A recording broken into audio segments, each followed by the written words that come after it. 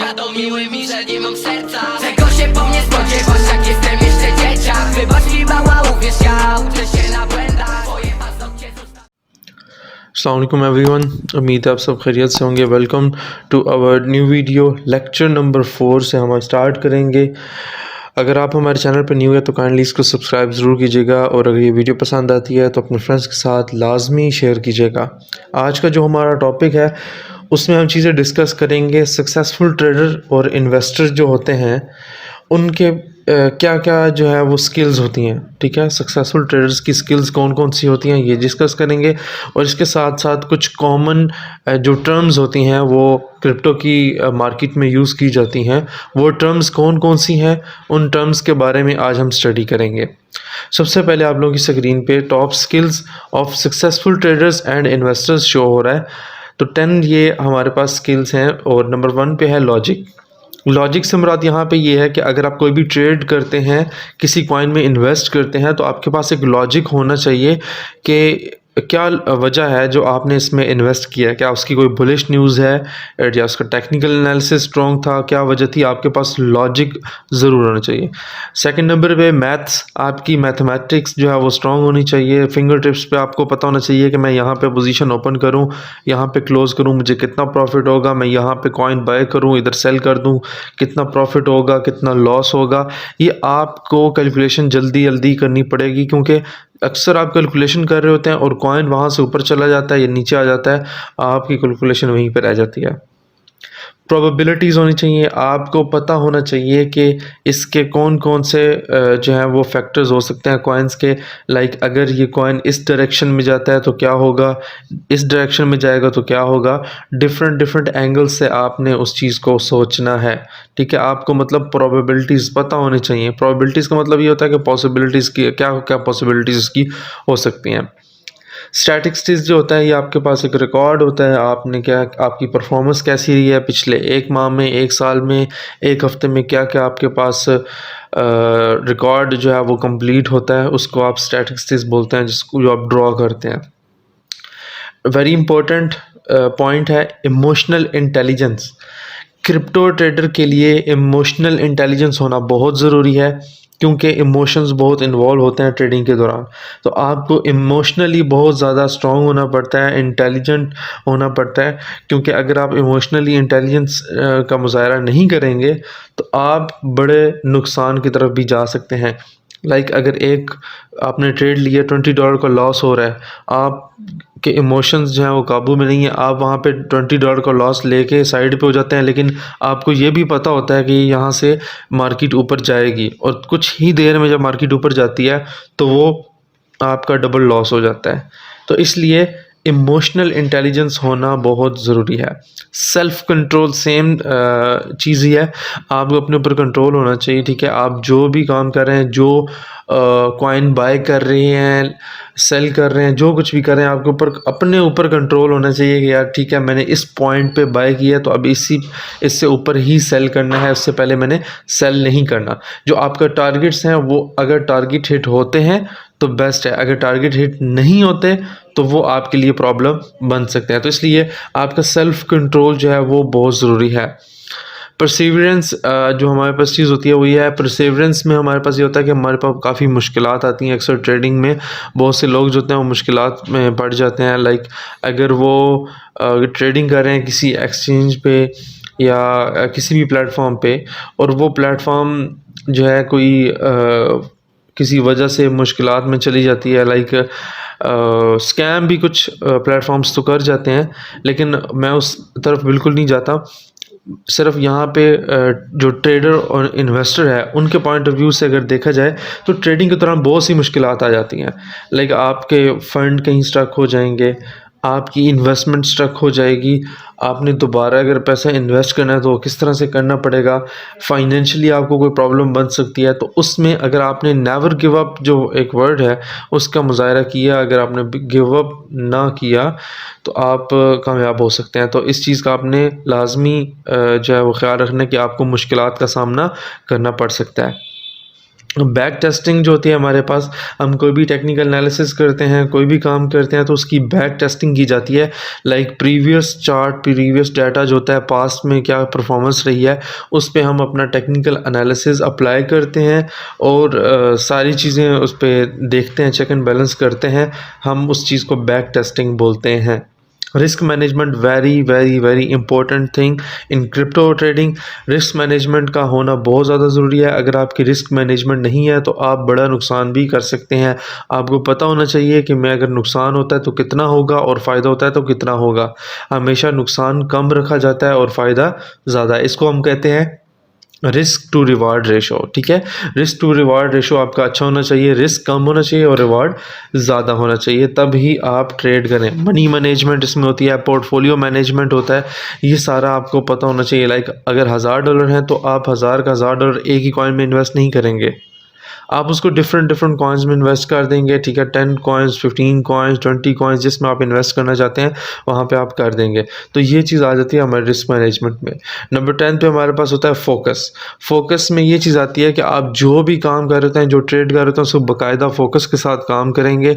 अगर आपने successful trader बनना है, अच्छा इन्वेस्टर बनना है, तो आपको जो भी प्रोजेक्ट करें, जो भी काम करें, उस पर आपको अच्छा फोकस होना चाहिए। आपको पता होना चाहिए कि ये काम किस तरह से किया जा सकता है। अगर आपकी जो अटेंशन है वो डाइवर्ट हो जाएगी, आपका फोकस जो है वो डाइवर्ट हो जाएगा, तो उसमें भी आप जो है वो लॉस कर सकते हैं। तो ये 10 मेन पॉइंट्स थे एक सक्सेसफुल ट्रेडर और इन्वेस्टर के लिए। ये आप लोग इसको लाजमी एक दफ़ा देखिएगा। ये सारी क्वालिटीज़ हर इंसान में नहीं होती हैं, लेकिन यह है कि आप कोशिश करें कि इन चीज़ों को अपने अंदर बेहतरी लाने लेकर आएँ, ताकि यह कि आपको कभी भी ट्रेडिंग में जो है वो नुकसान ना हो।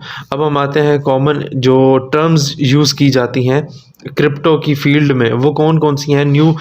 जो लोग होते हैं, न्यूबीज़ होते हैं, बिगनर्स होते हैं, उनको नहीं पता होता कि इसका क्या मतलब है और इसका क्या मतलब है, एक दूसरे से पूछ रहे होते हैं, तो वो सारी चीज़ें डिस्कस करते हैं। सबसे पहले हमारे पास एक वर्ड होता है ऑल्ट कॉइन। लोग पूछते हैं ये ऑल्ट कॉइन क्या होता है। Any crypto currency other than bitcoin is called alt coin. ठीक है, बिटकॉइन के अलावा जितने भी करेंसीज हैं उनको हम ऑल्ट कॉइन्स बोलते हैं।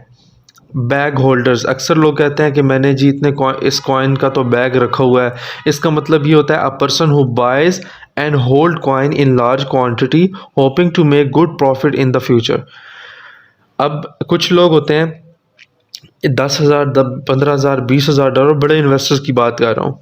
वो क्या करते हैं कि एक कॉइन में इन्वेस्ट कर देते हैं, उनके पास बैकअप पे भी फंड होता है और बाकी कॉइन्स में भी फंड होता है।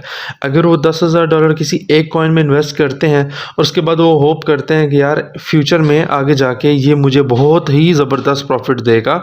फॉर एग्जांपल, जिसने 100 बिटकॉइन लिए थे 2013 में और आज तक अगर सेल नहीं किए, तो वो बंदा ऑब्वियसली मिलियनेयर, बिलियनेयर बन चुका है। तो उसको हम क्या कहते हैं, बैग होल्डर्स। जो बैग भर के होल्ड करते हैं कॉइन्स का, उनको हम बैग होल्डर्स बोलते हैं। बियर या बियरिश क्या होता है, नेगेटिव प्राइस मूवमेंट। प्राइस जब आपको रेड रेड नज़र आ रही होती है ना मार्केट में, मार्केट नीचे जा रही होती है, उसको हम बोलते हैं बियरिश प्राइस मूवमेंट या फिर बियर मार्केट स्टार्ट हो गई है। BTFD, बड़े जितने भी एनालिस्ट्स हैं, जो भी एनालिसिस करते हैं, वो सब ये वर्ड यूज़ करते हैं BTFD, buy the fucking dip. ये एक इंडिकेशन होता है to buy a coin when it dump hard.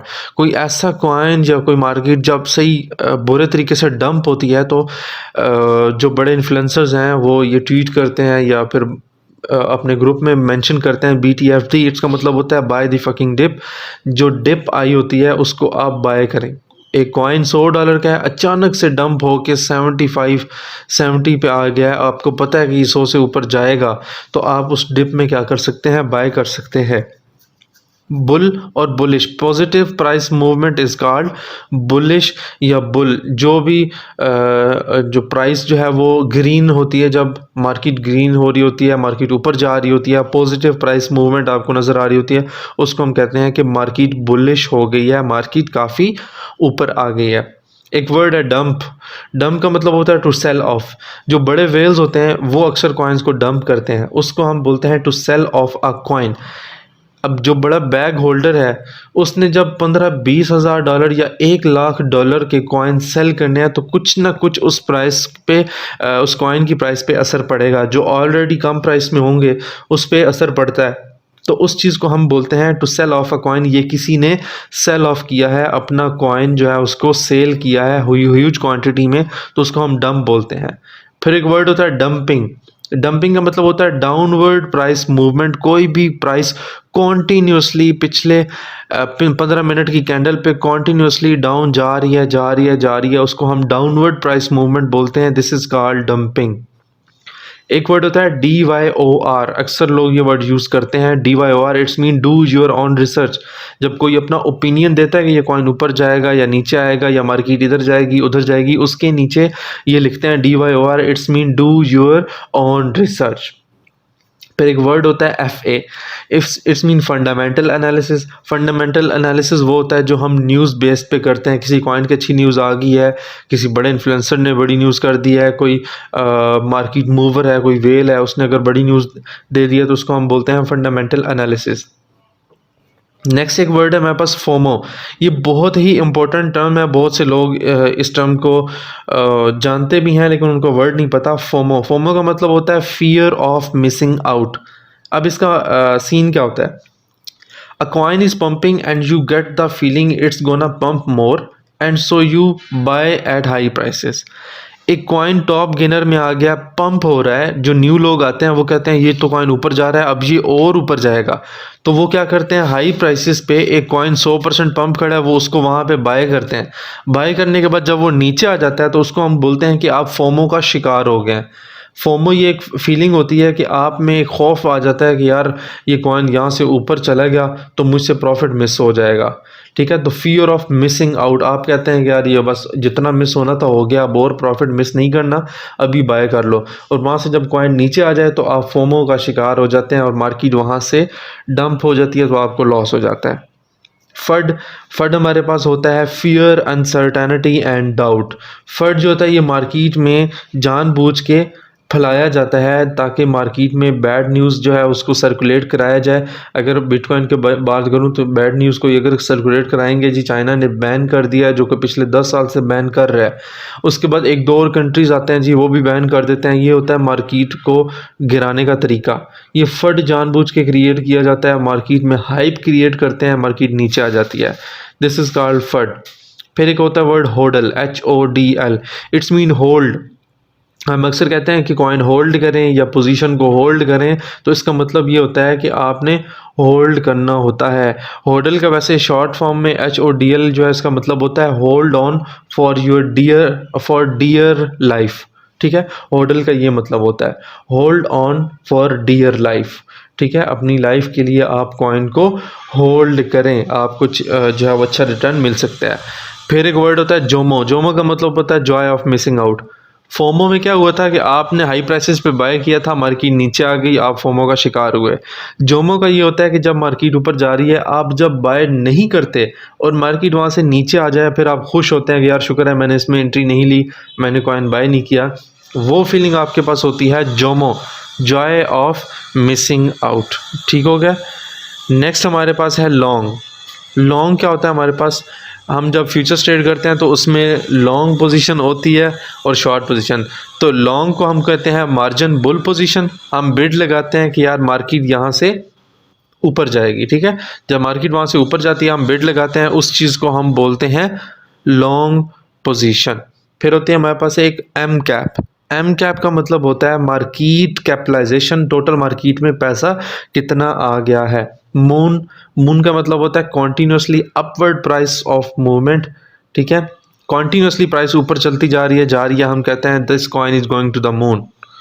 Pump, upward price movement, अचानक से एक बड़ी कैंडल बनती है, उसको हम बोलते हैं pump. Shit coin, a coin with no potential value और use is called shit coin. अक्सर शिट कॉइन होते हैं जिनका ना कोई प्रोजेक्ट होता है ना उनकी कोई पोटेंशियल वैल्यू होती है, वो 0.000000 आगे उनकी वैल्यू शुरू हो रही होती है, तो वो कोई पोटेंशियल वैल्यू नहीं होती है, तो उसको हम क्या बोलते हैं, shit coin. Short, short position होती है, हम लोग मार्जिन बियर पोजीशन ओपन करते हैं, हम बिड लगाते हैं कि यहाँ से मार्केट डाउन जाएगी तो हमें प्रॉफिट होता है, उसको हम शॉर्ट पोजीशन बोलते हैं। ये हम फ्यूचर्स ट्रेडिंग में डिस्कस करेंगे। स्विंग स्विंग एक मूवमेंट होती है, zig zag price movement, upward and downward, ठीक है। जिग जैग का आपको पता है ना, जिग जैग जो प्राइस मूवमेंट हो रही होती है उसको हम स्विंग बोलते हैं। हम उसमें ट्रेड करते हैं स्विंग ट्रेड, मतलब डाउनवर्ड प्राइस मूवमेंट में बाय करेंगे, जब वो अपवर्ड जाती है वहां पे सेल कर देते हैं। नेक्स्ट एक वर्ड होता है रेक्ट। रेक्ट का मतलब होता है when you have a bad loss. आपको पता है कि मार्केट ऊपर जा रही है जा रही है जा रही है, अब क्या होता है कि मार्केट अचानक से डंप करवा दी जाती है वेल्स की तरफ से, तो उसमें हम बोलते हैं कि आप रेक्ट हो चुके हैं। When you have a bad loss, आपको बड़े ही बुरे तरीके से नुकसान हो जाता है, हम उसको बोलते हैं आप रेक्ट हो चुके हैं। फिर एक वर्ड होता है TA. TA means technical analysis, ठीक है, जो हम इंशाल्लाह फ्यूचर में आगे जाके करेंगे भी सही। आरएसआई एक इंडिकेटर है, इसका नाम है रिलेटिव स्ट्रेंथ इंडेक्स, ये भी हम टीए में जाके इसको करेंगे। वेल, वेरी वेल्दी ट्रेडर या मार्केट मूवर, वो लोग जो मार्केट मूवर होते हैं, वो लोग जो बड़े ट्रेडर होते हैं जिनके पास अच्छी खासी इन्वेस्टमेंट होती है, उनको हम वेल्स बोलते हैं। वो मार्केट को हिलाते रहते हैं। ये वो कॉमन जो है वो टर्म्स थी जो आप लोगों को पता होना ज़रूरी है। अगर आप लोगों को कुछ समझ नहीं आती है तो इस वीडियो को आप दोबारा से देखें, दोबारा से चेक करेंगे, आपको जो है वो दोबारा से समझ आ जाएगी। मैं ज़रा जल्दी जल्दी बोल रहा था, इसकी वजह ये है कि मार्केट बहुत सॉरी जो वीडियो है ये बहुत ज़्यादा लंबी हो रही थी, इस वजह से मैंने जो है वो थोड़ा सा स्पीड में बोला है। आप इसको काइंडली दोबारा से सुन लीजिएगा अगर आप लोगों को कोई चीज़ समझ नहीं आती है। उम्मीद करता हूँ ये वीडियो आप लोगों को पसंद आई होगी। प्लीज़ इस वीडियो को लाजमी शेयर कीजिएगा अपने फ्रेंड्स के साथ, फैमिलीज़ के साथ, जो जो क्रिप्टो ट्रेडिंग में आपके इन्वॉल्व है, जहाँ जहाँ आपके लिंक्स हैं, आप उनके साथ ज़रूर शेयर करें ताकि बाकी सब लोग भी इस चीज़ से फ़ायदा उठा सकें। अपना बहुत सा ख्याल रखिए। अल्लाह हाफिज़।